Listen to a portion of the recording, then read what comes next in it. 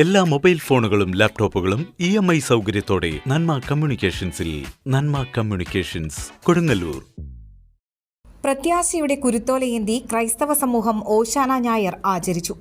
കോട്ടപ്പുറം രൂപതയുടെ ആസ്ഥാനമായ Saint Michael's കത്തീഡ്രലിൽ ക്രിസ്തുദേവന്റെ ജെറുസലേം പ്രവേശനത്തിന്റെ ഓർമ്മ പുതുക്കി പ്രത്യാശയുടെ വാടാത്ത കുരുത്തോലയുമായി നൂറുകണക്കിന് വിശ്വാസികൾ അണിനിരന്നു.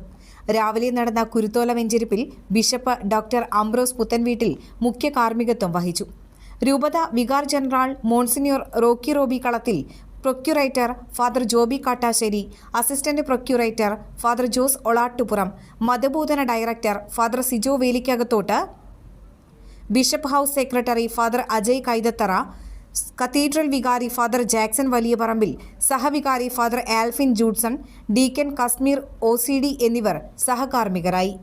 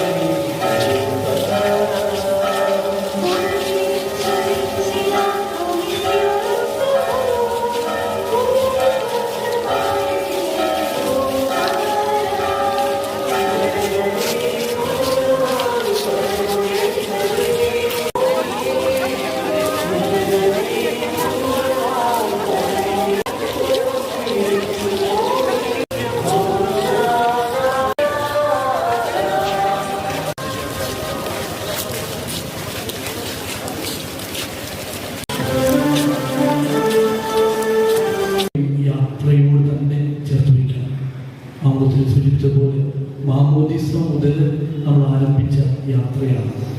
ഈ യാത്രയിൽ നമ്മൾ ഏറ്റുപറയേണ്ട, നമ്മുടെ ഉള്ളിൻ്റെ ഉള്ളിൽ ഉണ്ടായിരിക്കേണ്ട ശബ്ദം അല്ലെങ്കിൽ മുദ്രാവാക്യം എന്ന് പറഞ്ഞാൽ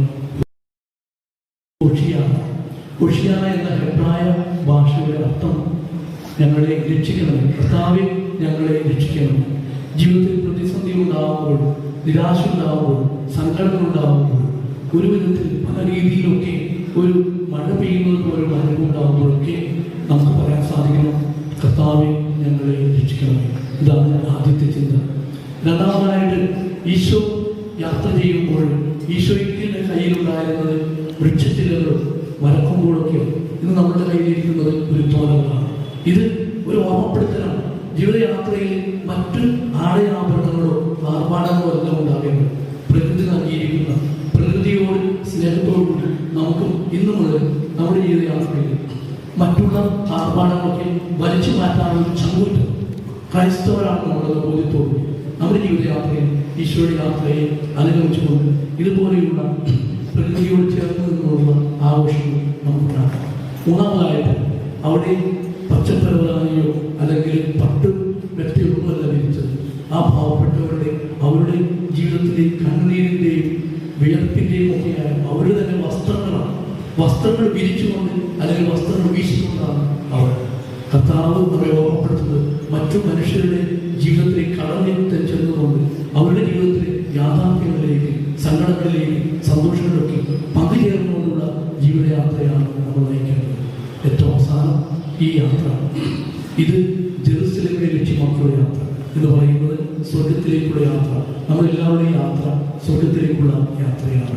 ഈ യാത്രയിൽ വിശുദ്ധിയോടുകൂടി മുന്നോട്ട് പോകാനായിട്ട് ഒരു വ്യക്തിയാണ്, അല്ലെങ്കിൽ നിനക്ക് കഴിവില്ല, ശരി നമുക്ക് കഴിവില്ല, കുറവ് മാത്രമുള്ളൂ, വ്യക്തിയാണ്.